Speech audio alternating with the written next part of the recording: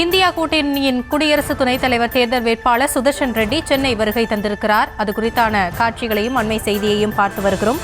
துணை ஜனாதிபதி தேர்தல் அடுத்த மாதம் 9ஆம் தேதி நடைபெற உள்ள நிலையில் தேசிய ஜனநாயக கூட்டணியின் துணை ஜனாதிபதி வேட்பாளராக சிபி ராதாகிருஷ்ணனும் இந்தியா கூட்டணியின் துணை ஜனாதிபதி வேட்பாளராக சுதர்ஷன் ரெட்டியும் அறிவிக்கப்பட்ட நிலையில் அவர்கள் இருவரும் வேட்புமனு தாக்கல் செய்துவிட்டனர். இந்த நிலையில் அவர்கள் மாநிலமாக சென்று ஆதரவு திரட்ட திட்டமிட்டிருக்கக்கூடிய சூழலில் இன்றைய தினம் இந்தியா கூட்டணியின்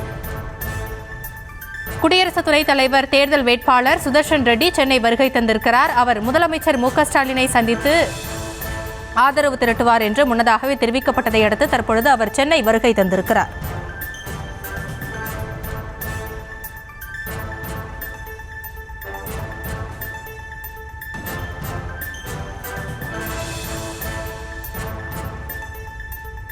இந்தியா கூட்டணி சார்பில் முன்னாள் நீதிபதி சுதர்ஷன் ரெட்டி போட்டியிடுகிறார் என்று அறிவித்து அவர்கள் வேட்புமனு தாக்கல் செய்த நிலையில் இன்றைய தினம் தமிழகத்திற்கு அவர் வருகை தந்திருக்கிறார்.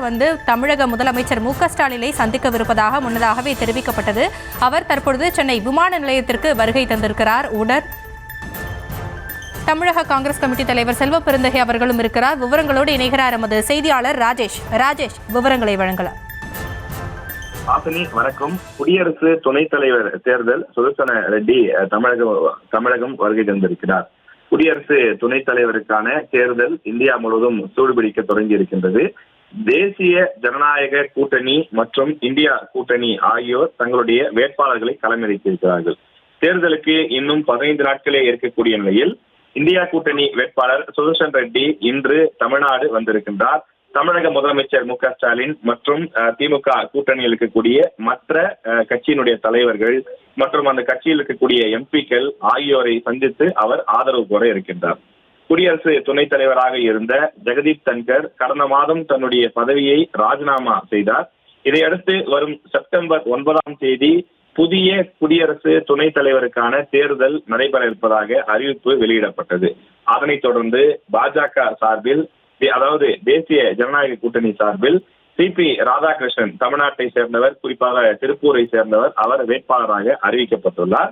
அதே நேரத்தில் எதிர்கட்சியாக இருக்கக்கூடிய காங்கிரஸ் இந்தியா கூட்டணியை நிர்வகித்து வரக்கூடிய நிலையில அவர்கள் சார்பில் வேட்பாளர் அறிவிக்கப்படுவாரா என்ற சந்தேகம் இருந்தது. ஆனாலும் அவர்கள் தங்கள் தரப்பிலே முன்னாள் ஓய்வு பெற்ற நீதிபதி சுதர்ஷன் ரெட்டியை வேட்பாளராக அறிவித்திருக்கிறார்கள். தொடர்ந்து இந்த பிரச்சாரத்தை, அதாவது துணை குடியரசுத் தலைவர் இந்தியா கூட்டணி சார்பிலே போட்டியிடக்கூடியவர்கள் பல்வேறு மாநிலங்களுக்கு சென்று அவர் தன்னுடைய ஆதரவை கோரி வருகின்றார். சுதர்ஷன் ரெட்டியை பொறுத்தவரையிலே அவர் ஆந்திராவை சேர்ந்தவர்.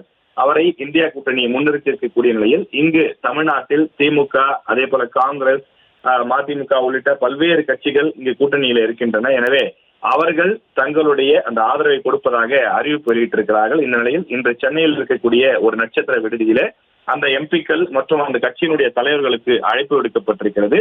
அவர்கள் மத்தியிலே சுதர்ஷன் ரெட்டி ஆதரவு கோர இருக்கின்றார். ஒரு பரஸ்பர ஆலோசனை கூட்டமாகவும் வாக்கு சேகரிக்கும் கூட்டமாகவும் இந்த கூட்டம் இன்று மாலை 5 மணிக்கு நடைபெற இருக்கிறது. விவரங்களுக்கு நன்றி ராஜேஷ்.